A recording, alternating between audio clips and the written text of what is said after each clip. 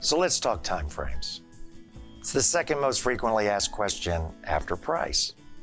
How long is it going to take? What do I need to do to prepare? When am I ready?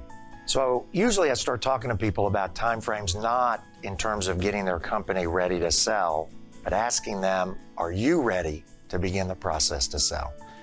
We've already talked about the fact that deciding to sell a company that you've owned and run for years, perhaps decades, is an intensely personal event. It just is. The decision on when to sell not only is personal, but wraps up into whether the company's ready to sell as well. So let's talk about you. Are you ready to sell? Do you have your plans life after the company? What are you going to do after you sell?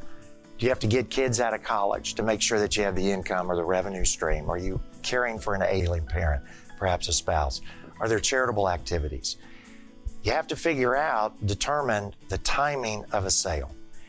The process takes 12 to 18 months if you do it right and you want to maximize your value. So you look at your personal needs on when it is best for your family or your personal needs, your spouse, your kids, your parents. You have to add in 12 to 18 months. You have to look at your personal situation and make sure that that time frame is a time frame that suits your personal needs. To complete a successful exit, you need a plan. We have a very simple 4 corners worksheet that we use, and it's been developed through years and years of helping people. What we found is that people have 4 different motivations in some combination for why they want to sell. It impacts price, it impacts timing, it impacts the decision to sell. What are those 4 corners? We start with money, then legacy, people, and retirement aspirations. As part of the 4 corners plan, let's talk about money. We met with lots and lots of sellers who their first priority and their main priority is maximizing their sale price. The second priority that we tell people about or talk about is legacy. What does that mean? We've had sellers who have said, even after they sell their company, the buyer can't change the name of the company for at least 3 years, 5 years. In one case, we had a 10-year, they couldn't change the name of the company. They want their legacy as part of their name, as part of their heritage, as part of their customer to continue. The third bucket is people. What do I mean by that? We have a lot of sellers who are incredibly grateful for the people that have worked for them and helped them build their business. And they want to help those people in the transition, make sure they're protected, make sure that they have a job post-sale. Fourth area of the 4 corners is retirement. Obviously, somebody who wants to sell their business, if they're getting older, their kids don't want it, they've got to focus on their retirement. So there's strategies that we can use to maximize their retirement.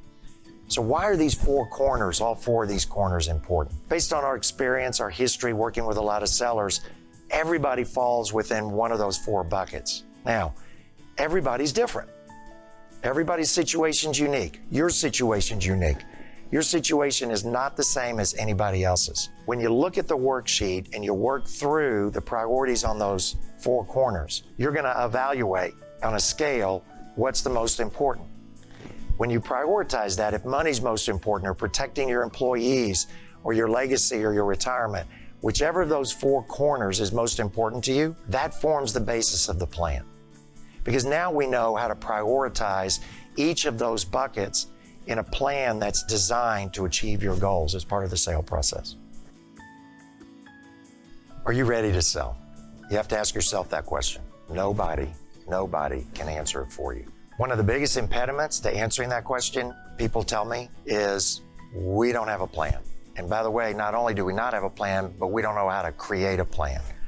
That's what we're going to help you do. If you have a plan, not just a plan to sell your company, but a plan for your future, it makes the decision on whether or not you're ready to sell your company much more viable, much more comfortable. Create a plan for yourself about your future. Why'd we name this Growth to Exit? It's not just about growing your company to an exit. Part of your retirement, part of the look in the mirror, part of the self-evaluation, are you ready to exit your company? Really is an evaluation of what's next. So it's not just about growing your business into an exit. It's about growing yourself. It's about putting a plan in place so that after you sell your company, you know exactly what you're going to do.